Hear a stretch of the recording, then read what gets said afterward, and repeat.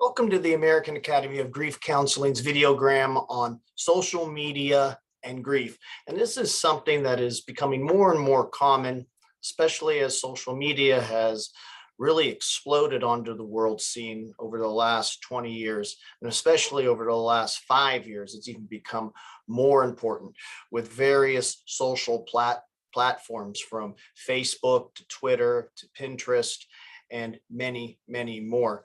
Everyone is expressing what they're doing and what they're feeling, what their opinions might be. So it's no surprise then that upon that, we would also find grief finding its way onto social platforms themselves.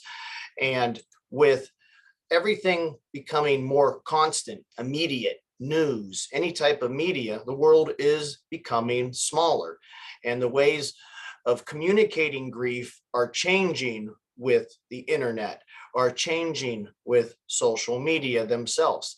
And we become more aware if someone is experiencing a loss. And we have to understand that even though we're not face to face with these individuals, that there are certain ways that we need to respond, especially with this ever changing digital world of the early 21st century. It's taken us as even further beyond than we ever imagined that we could. So grief is shared more so than ever before. It's shared fast, and sometimes it's publicly. We do recognize that there are many introverts that exist that do not wish to express anything, but extroverts, those who find writing, those who find talking to be a beneficial way to let the pain out, these individuals turn to these social platforms and they discuss their grief openly to people they might not even know or who have never met, at least in person.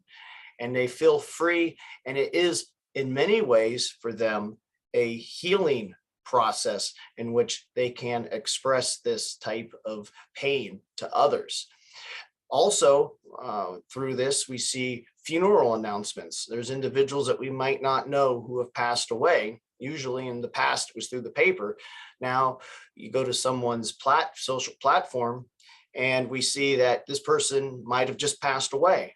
And I've seen this before on Facebook in particular, where an individual passes away and there are, and the page is almost kind of like memorialized, and individuals leave their regrets and regards on the page under comments, and even send digital flowers. So these things can occur now, and they're becoming more and more common, especially for those who maybe feel like, well, I didn't know the individual too well, but I want to give my support. I'll send a message via whatever platform that you were on, and let them know that I'm there in my prayers. So grief is being shared at a faster rate, a more public rate, and individuals who we might not know as well are coming into contact with us, and we're able to express that and receive support.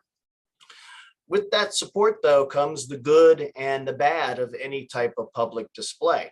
With the support, for the most part, you receive a lot of individuals who offer condolences. You might not even know them, as we said, and it feels good. However, there are a lot of individuals online, they're called online trolls, who are negative individuals, and they might say something nasty about your loss, or they might disenfranchise your loss. If it's a loss of a pet, they'll say, get over it. So there are grief bullies lurking in cyberspace. They may be an individual you know, might be an individual you only know online, or there might just be someone passing through and they see the thread and they make a post on that thread.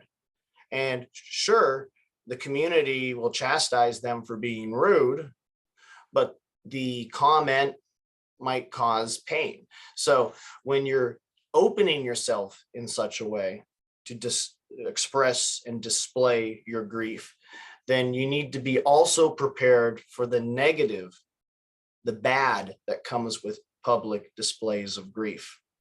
In addition to that, we see a lot of public displays of grief from a social perspective, where deaths of soldiers are shared, where national disasters, hurricanes and tornadoes and so forth are shared online, and individuals are able to express their grief collectively for the nation. It might not even have been a direct problem for you, but it definitely was something for someone else, and you feel bad, so you're sharing it.